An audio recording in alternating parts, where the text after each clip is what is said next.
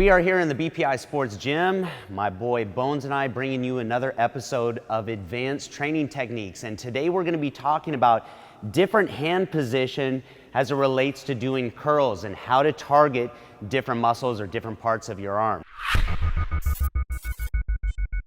You hear a lot of people in the gym talking about either turning your pinky up when you're doing curls, or you see reverse curls or hammer curls. So today we're going to explain the difference between each of those and what you're going to be targeting when you're doing those exercises. So the first thing that we want to jump into is the different muscles that we can target. So we've got three in particular that help with flexion at the elbow. So the one that you guys all know about is the biceps muscle. But there's two others that maybe you're not as familiar with. The other is your brachialis, which lies underneath your biceps.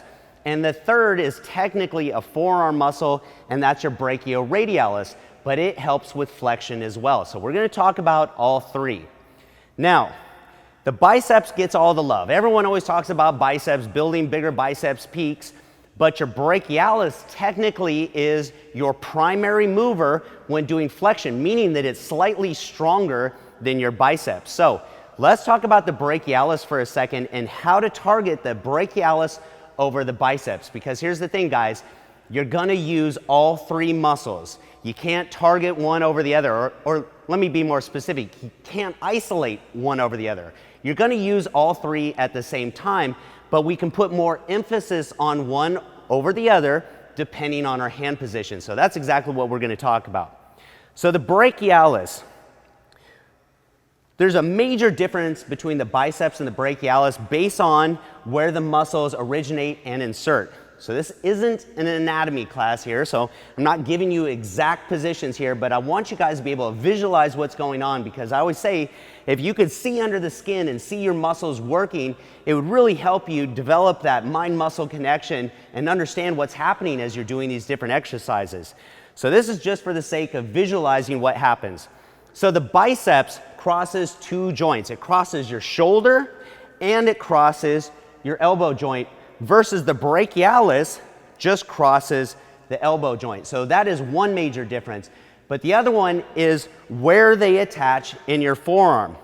Your biceps attaches to the radius, which if I were to hold my hand next to Bones, so that's his thumb there, the radius is on the thumb side. The other bone over here is called your ulna, and that's on your pinky side.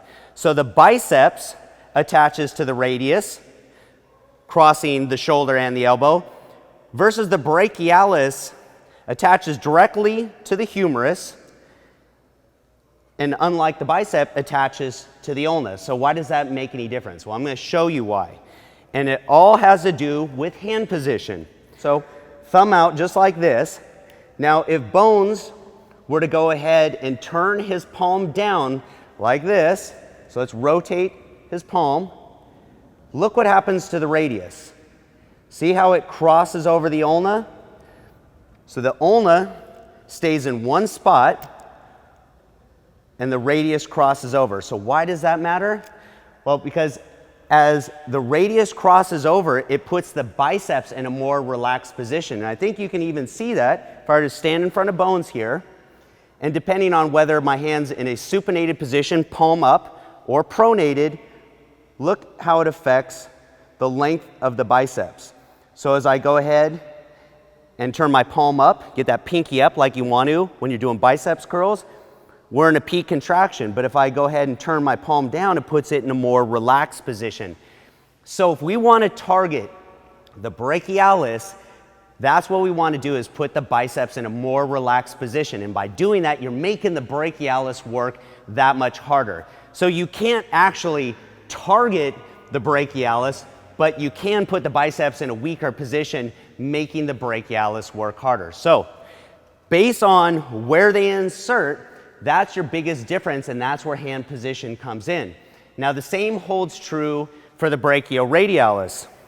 So I told you before that that's technically not an upper arm muscle, it's a forearm muscle, and that's going to be this muscle right here that I'm grabbing a hold of. Now if I put my hand palm down, you can see that muscle is facing up. and that's putting it in a nice strong position. So just like the brachialis, that's going to attach right on your humerus, but on the other side, and just like the biceps, that attaches onto the radius on the outside. But here's the difference. When we turn our hand down, that puts the biceps in a weaker position, but with the brachioradialus, turning our palm down puts it in a stronger position. So by doing reverse grip curls, that's going to go ahead and help us target the brachioradialus even more. So now again, you're still using all three. You're still using your biceps, you're still using your brachialis, and you're still using your brachioradialus. Now we're just putting more emphasis on the brachioradialus and the brachialis and putting the biceps in the weakest position, which is palms down. So it really just depends on what you want to work on. You want to build biceps peak, then go ahead and turn your palm up, get that pinky up. That's maximum supination. That's going to help you build your biceps peak. If you want to target your brachialis, a hammer curl is going to be a good exercise for working that. If you want to target your brachioradialus, that's when you're going to want to turn your palm down and you're going to want to do reverse curls. So 3 different exercises for 3 different muscles. And that is your tip today on how to target different muscles with different hand positions. So tune in next time and we'll be covering new exercises, targeting new muscles with advanced training techniques, both Bones and I. I'll see you soon.